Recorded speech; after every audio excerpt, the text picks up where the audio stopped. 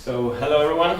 Thank you very much, Scientific Committee, Team Jones and the ISTF staff for being here with us today. So as you can see, we're going to present our team project for our client, the International Tennis Federation, which title is Making Tennis a Leisure and Lifestyle Choice to Engage Teenagers in the Sport for Life.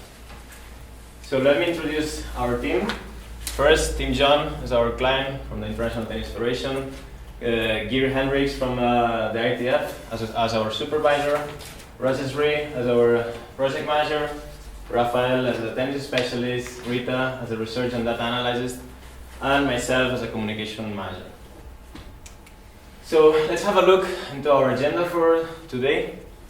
I'm going to go through the objectives, the background, and I'm going to also talk about the approaches we took for approach our research methodology. And then I'm going to pass over to my colleague Rafa, who's going to talk more in detail about the results and the conclusions.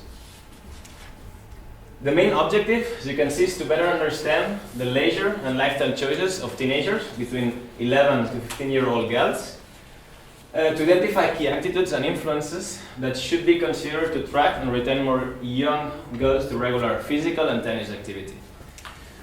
For reaching out these objectives, we focus on 5 segments. First of all, the physical activity, participation in general, linked to that, tennis participation from our target group. Then we also had a look into the impact of the technology and social media. Also the lifestyle attitudes in girls between 11 and 15-year-old. And finally, we had different views from our target group, coaches, parents, and also experts that they gave us a special point of view on the topic. Let's have a look into our background. So what's happening today? There is a huge tension in sport. There is a huge gap between elite sport and grassroots sport. On one hand, elite sport are becoming more professional, they have more fundings, and therefore they becoming highly sophisticated. On the other hand, grassroots participations are suffering a huge drop in terms of participation, less funding, and also less infrastructures. So our question is, why is this happening?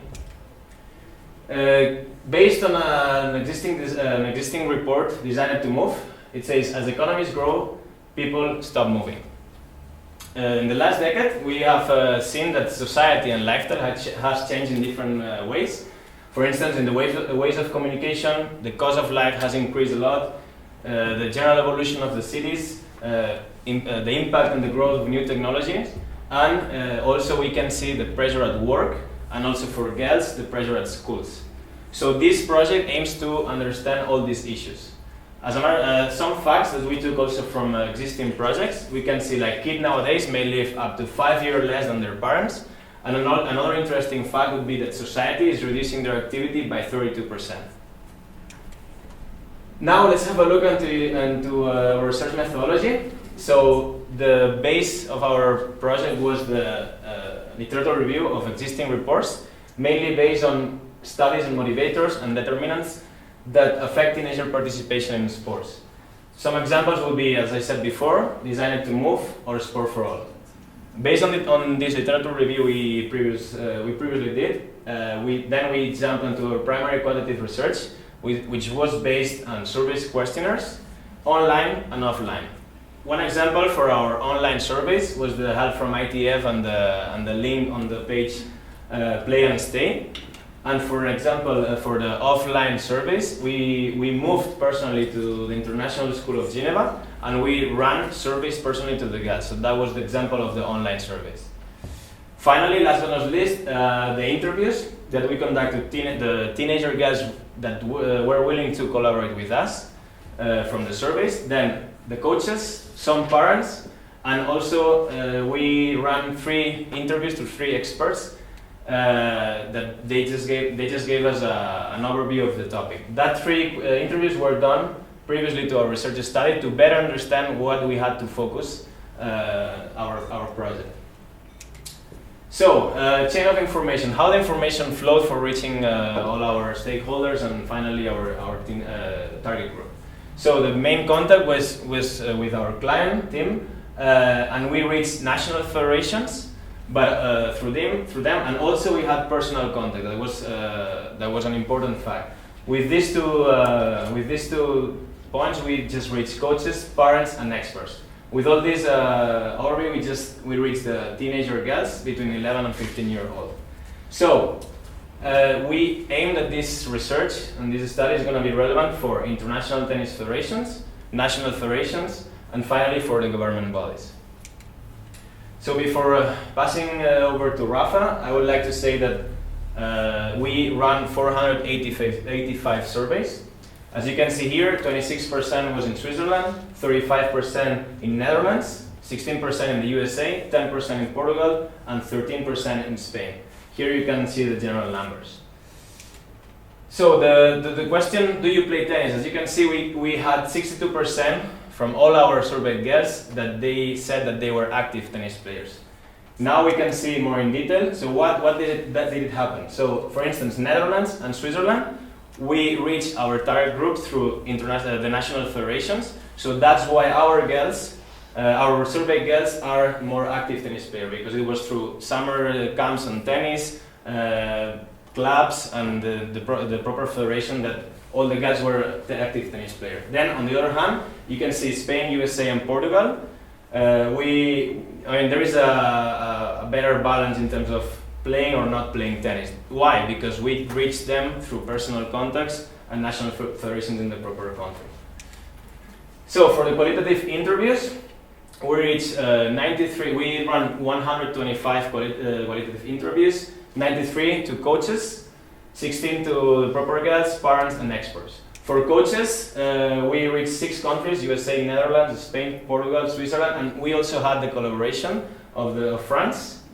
Then for girls, we reached countries like Switzerland and Spain. As I said at the beginning, in Switzerland we just went to the International School of Geneva, and we ran personally the interviews there.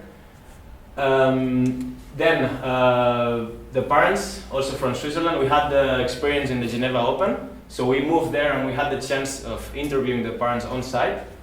And finally, the experts, we had Lisa McCallum, one of the brains behind Design to Move, Mattia Pifaretti, a psychologist and also lecturer in AISTS, and Marc Rosset, former Olympic medalist. And now I will pass the word to Rafa, who's going to explain the results. Thank you very much. So now I would like to walk you a little bit more into our result details.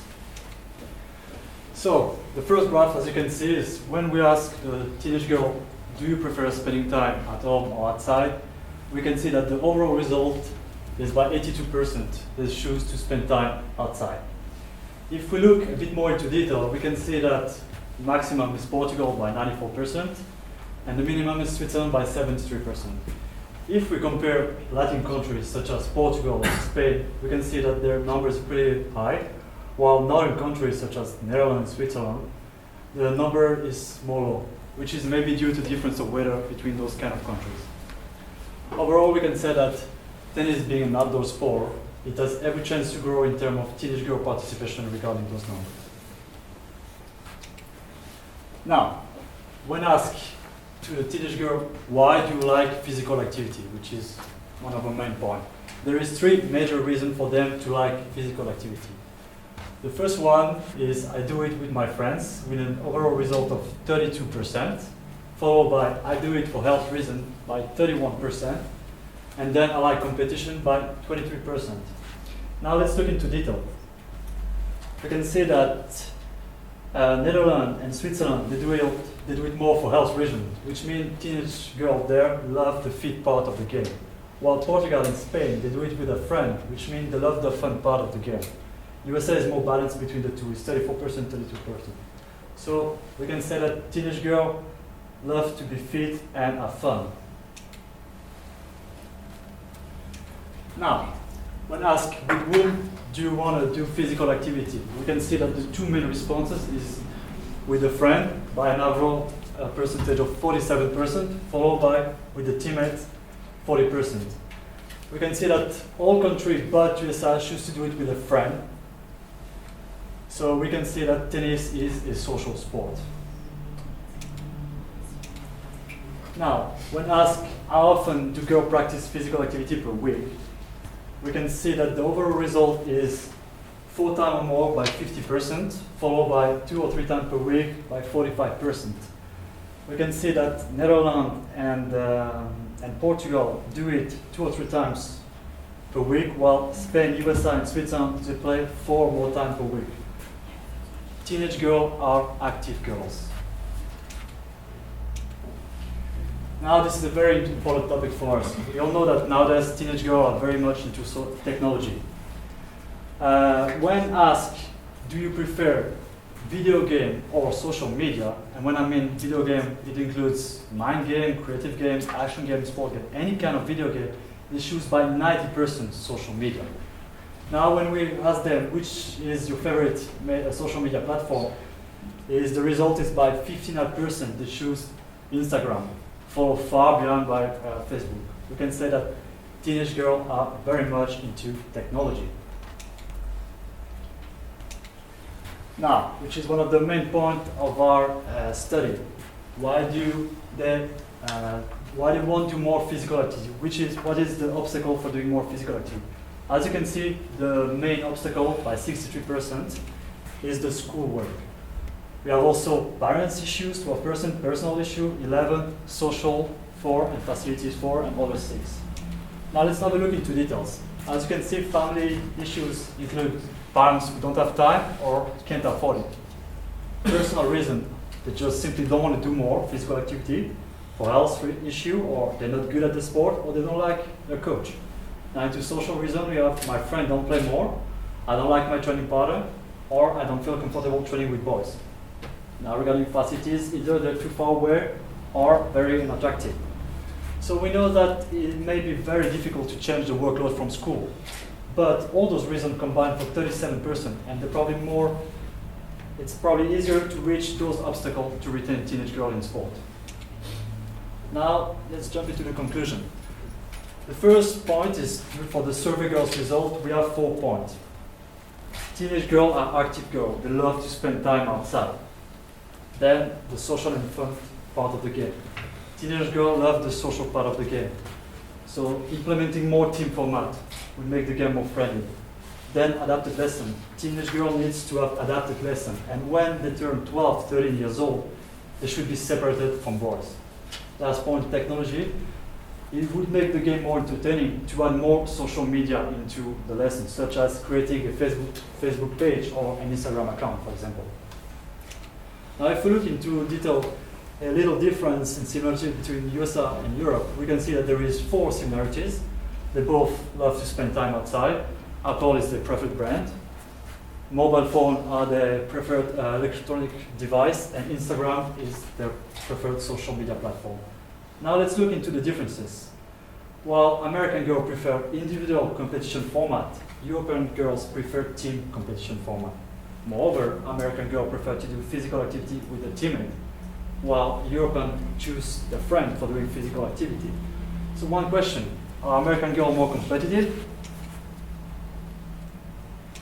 Now if we look into the coaching results, we know that for them, for coaches, tennis has a good image. It can still be pursued as an elite sport in some countries, such as Portugal, but it is overall more accessible and affordable.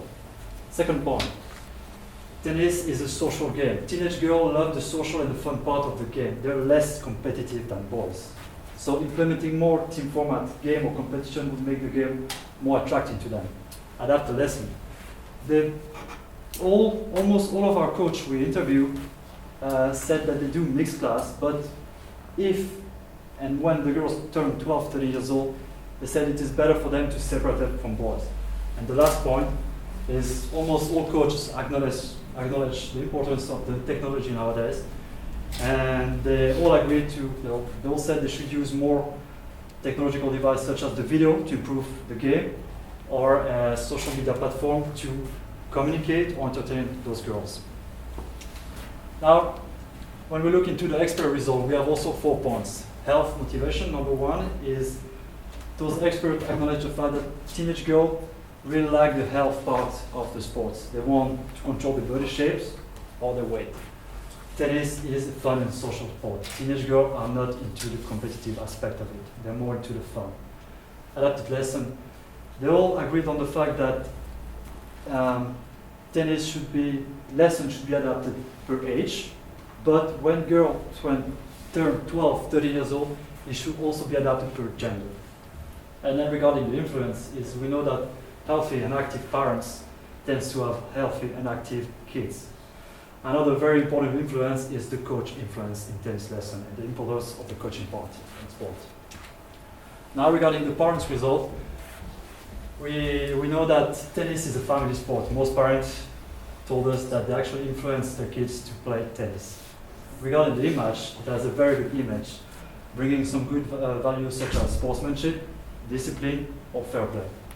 Now regarding the parents' investments, we all know that tennis is a sport that will require investment from the parents in terms of money and time.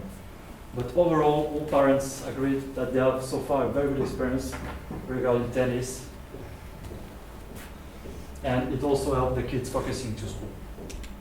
Now regarding the dropout, we would like to separate the girls' point of view from the coaching one. Regarding the girl from our survey, we know that the main reason for them to drop out sport would be the workload from school.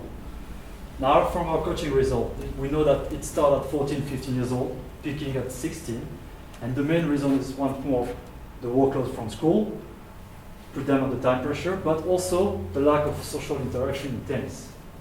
So we really believe that even though it would be hard to work on the workload, it could be also possible to work on the other obstacles for doing more physical activity. Now, just to summarize our study, we would like to recommend 4 points. First point, fun. Coaches should make the lesson more fun, avoid routine, make the lesson more attractive, diverse for the kids. Social. They should introduce more team format, make the game more friendly, adapt. Lesson needs to be adapted to girls, and when turn 12, 13, they should be separated from boys. Technology. Coaches should implement more technology to their lessons, such as video, apps, or a social media platform. So now we really believe that if coaches and federations would implement those 4 simple points, the dropout rate will decrease in the years to come. Thank you very much for your attention.